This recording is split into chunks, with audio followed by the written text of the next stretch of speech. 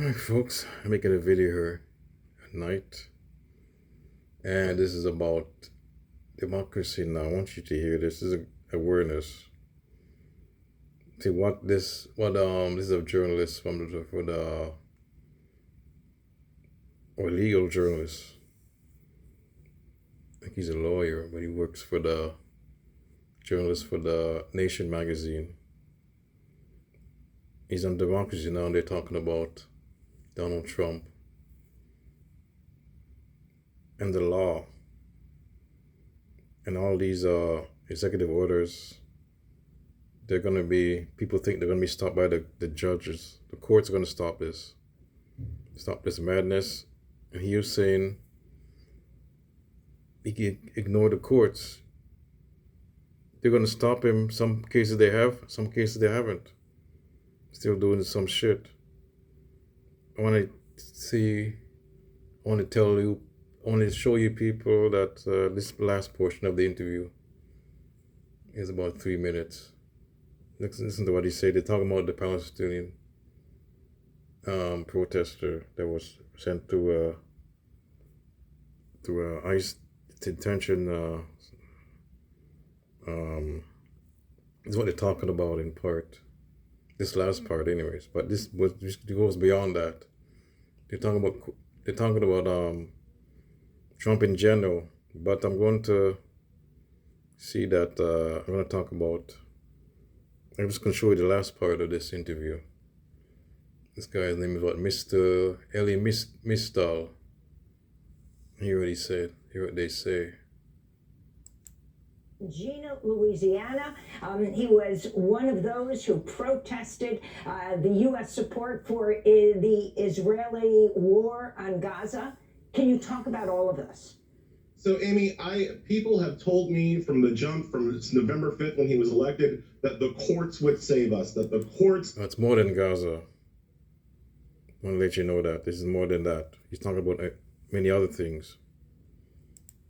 Would restrain him, that the courts would be the final guardrail preventing his military dictatorship. And I have said from the jump that the courts will not save us, that they cannot save us, because they cannot enforce their own decisions. Yep. The executive enforces the court's decisions. And if you have an executive like Trump who is willing to ignore court orders, then there's nothing courts can do. So part of my question, Amy, is to turn it around back on the other people who were telling me for months that the courts would save us. What do y'all got now? What's your plan now? Now that the courts have issued their order and Trump has ignored their orders, what's plan B? Because plan A was the courts saving us, and that was never going to work.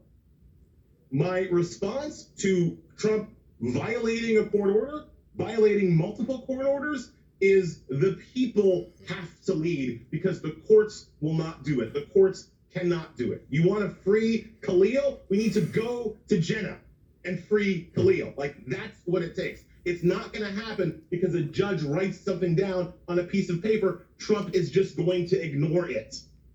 And we saw that with the Venezuelans, that he deported illegally after a court told him to turn the plane around. And we saw it with the doctor who we deported what he said too quickly for the courts to rule at all. And again, I'll turn it back on John Roberts, who didn't say boo about that, right? Had all the smoke for like, oh, don't impeach my judges. Didn't say boo about Trump refusing to turn the planes around under a direct court order to do so. This is the fascism we are living under. This is what it feels like, folks. I want to thank you so much, Elie, for being with us. Elie Mystal is the nation's justice correspondent. He's the justice correspondent for the Nation, yeah. Journalist there. Yeah, folks, what do you think about that? The court's not going to save us. And he's advocating for the people. That means protests in the streets. They are doing protests, but now after this new law about this act, so are they gonna pick up other? Might go further than this immigration. I mean, they could deem anybody a terrorist if you protest them now, people are now scared. Some people are scared. And some people are fickle, especially in the black community. I had videos online, TikTok videos. They said that they're not going to do this. Black people, maybe they're right. They're saying that they warn people about Trump, Project 2025, and nobody listened. They voted for this guy in office. I remind you that they rigged the vote somehow, or maybe they just throw out either by electronically. But I shouldn't say that. But most likely they threw it out. They didn't count all the votes. They threw out the ballots. Ballots were thrown out. That's probably how maybe he won. It might have mattered, because there's some people. What's his name? This guy, I forgot his name. Well, he says it every year. He says every year that the GOP, they throw out ballots. I mean, in a sense, they're throwing out votes, eligible voters, for frivolous, any mistake in the ballot, they throw it out. Frivolous mistake. They just, especially in the minority communities across the U.S., and mostly the South too, in the red states, they throw out those ballots. So they might have made a difference. He estimated that 4 million votes were thrown out. And it's kind of they say it was a calculation he made, but some say that's just an estimation. And that didn't really, don't know, it's not certain proof, they say. So anyways, so he said maybe it was rigged. He won because of the votes were thrown out, but I don't know. I mean, maybe they were. I think they might be true. But nobody's saying anything about it or complaining. You don't hear anything about them, I mean, in the media. But anyways, folks, besides that, what Trump is doing is all this these terrible things, and some people are fickle. Bernie's doing a tour in AOC about Elon Musk and the oligarchs, but people are fickle. They said other groups, black people are fickle. They said, we warned you about this guy. I don't blame them.